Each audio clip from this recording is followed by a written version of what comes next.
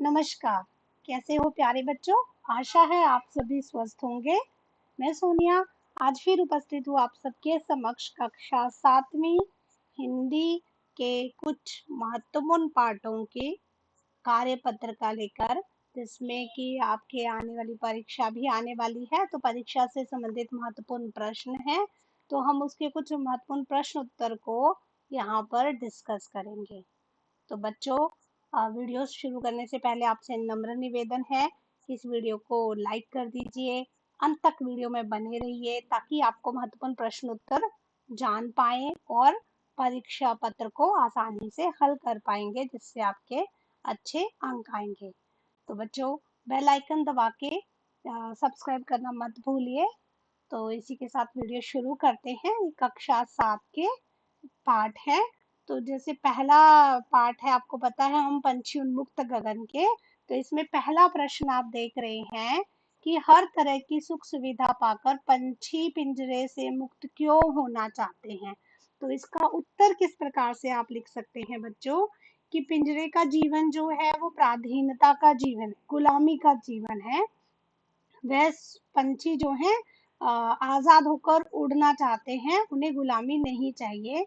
यहाँ वहाँ उड़ना फिरना, एक डाली से दूसरी डाली पर फुदकना, अपनी पसंद की अलग अलग ऋतुओं के फल खाना, दाना चुगना पंछियों को बहुत पसंद है। पिंजरे में बंद रहकर यह कार्य संभव नहीं है। पिंजरे में जरा सा पंख फड़फड़ाने पर भी पंखों के टूटने का भय रहता है। यही कारण है कि हर तरह की सुख सुविधा पाकर भी पंछी पिंजरे में बंद नहीं रहना चाहते हैं।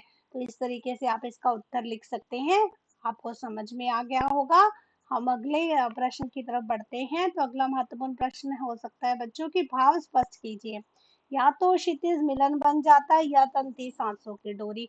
तो ये कविता की एक पंक्ति है, इसका क्या अर्थ है, क्या भाव है, ये हमने बताना है।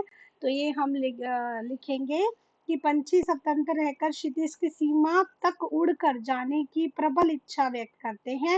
वे कहते हैं कि उड़ते उड़ते या तो वे क्षितिज की सीमा ढूंढ ही निकालेंगे, जहाँ पर क्षितिज बोलते हैं जहाँ पर धरती गगन का मिलन होता है।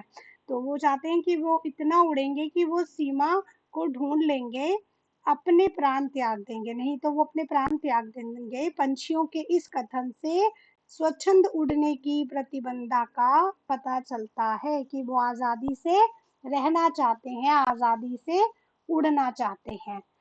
तो अगला प्रश्न है, कई लोग पंछी पालते हैं, पंछियों को पालना उचित है या नहीं, अपने विचार लिखिए।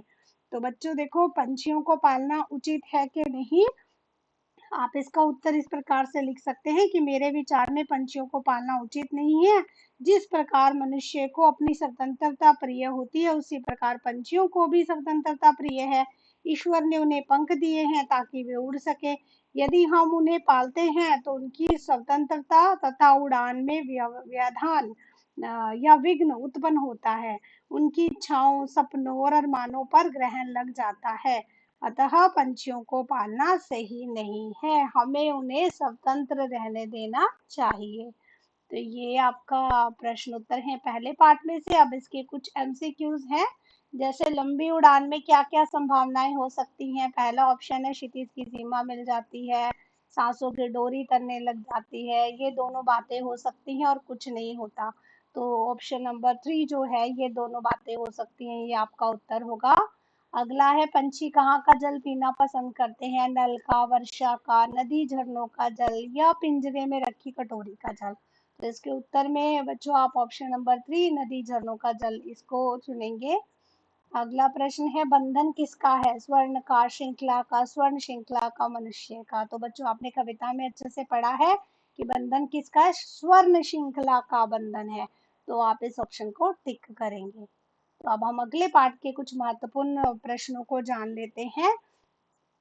पहला प्रश्न है आपके लिए, नदियों को माँ मानने की परंपरा हमारे यहाँ काफी पुरानी है, लेकिन लेखक नागार्जुन, आप जानते हैं बच्चों, हिमालय की बेटियां पाठ लेखक नागार्जुन ने लिखा है, आपको याद होना चाहिए।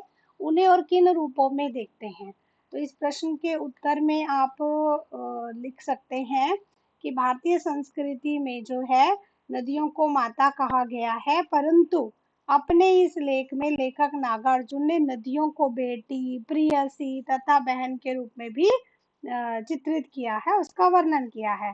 तो नदियां हिमालय की बेटियां हैं। पर्वतराज की गोद में इनकी चंचलता देखकर लेखक ने ऐसा कहा है। नदियां बादलों की प्रेमिकाएं हैं। उनसे वर्षा का उपहार पाकर वे प्रसन्न हो जाती हैं तथा अपने उफान पर आ जाती हैं। लेखक नदियों को बहन भी मान लेते हैं, क्योंकि उनके किनारे बैठकर वे अपनी समस्याएं सुलझा सकते हैं। तो आप इस प्रकार से इसका उत्तर लिख सकते हैं। बच्चों, वीडियो के अंत तक बने रहिए ताकि हम सारे जो प्रश्न उत्तर यहाँ पर सॉल्व करके देख रहे हैं, डिस्कस कर रहे हैं, तो आपको परीक्षा के समय बिल्कुल भी मुश्किल नहीं होगी। तो अगला प्रश्न है, सिंधु और ब्रह्मपुत्र की क्या विशेषताएं बताई गई हैं? तो इसके उत्तर में आप लिख सकते हैं, सिंधु और ब्रह्मपुत्र हिमालय से निकलने वाली दो बड़ी नदियां हैं। इनका नाम सुनते ही हिमालय से निकलने वाली अन्य छोटी बड़ी नदियों की याद आ जाती है, जो इन दो बड़ी नदियों के बीच बहती हैं। लेखक बताते हैं कि सिंधु और ब्रह्मपुत्र का अपना कोई अस्तित्व नहीं है। ये तो बस दयालु हिमालय के पिघले हुए दिल की बूंदें हैं। कहने का अर्थ यह है कि हिमालय पर जमी बर्फ पिघलकर नदियों का रूप ले लेती है और ये महानंद बनकर समुद्र तक पहुंच जाती है। इस प्रकार आप इसका उत्तर लिखेंगे। अगला प्रश्न है, नदियों और हिमालय पर अनेक कवियों ने कविताएं लिखी हैं। उन कविताओं का चयन कर उनकी तुलना पाठ में निहित नदियों का वर्णन से करें। तो बच्चों, ये आप इसका उत्तर अपने आप भी लिख सकते हैं कि कौन कौन सी कविताएं हैं और किस प्रकार से आप उसका वर्णन करेंगे। इसके इस पाठ के एमसीक्यूज के कुछ महत्वपूर्ण प्रश्न हैं। लेखक ने किन्हें दूर से देखा है? हिमालय पर्वत को, हिमालय की चोटियों को, हिमालय से निकलने वाली नदियों को, या फिर हिमालय के समतल मैदानों को? तो ऑप्शन नंबर 3 आप टिक करेंगे, हिमालय से निकलने वाली नदियों को। अगला प्रश्न है, नदियों की बाल लीला कहाँ देखी जा सकती है? घाटियों में, नंगी पहाड़ियों, पर्वतों में या उपयुक्त सभी में? तो उत्तर चुनेंगे आप ऑप्शन नंबर 4, उपयुक्त सभी में। लेखक ने नदियों और हिमालय का क्या रिश्ता बताया है? पिता पुत्र का, पिता पुत्रियों का, माँ बेटे का, भाई बहन का? तो सही ऑप्शन सेकंड है, पिता पुत्रियों का। तो अब हम चलते हैं अगले पार्ट पर, जो हमारा पार्ट है कठपुतली। कठपुतली एक कविता है, आपने इसको अच्छे से पढ़ा भी है कठपुतली को। और पहला प्रश्न है महत्वपूर्ण, पहली कठपुतली की बात दूसरी कठपुतली को क्यों अच्छी लगी? कि कठपुतली, पहली कठपुतली की बात जो है वो दूसरी कठपुतली को क्यों अच्छी लगी? तो इस उत्तर को आप इस प्रकार से लिख सकते हैं कि पहली कठपुतली की बात दूसरी कठपुतली को इसलिए अच्छी लगी क्योंकि आजादी सबको अच्छी लगती है। पराधीन या गुलाम रहना किसी को पसंद नहीं।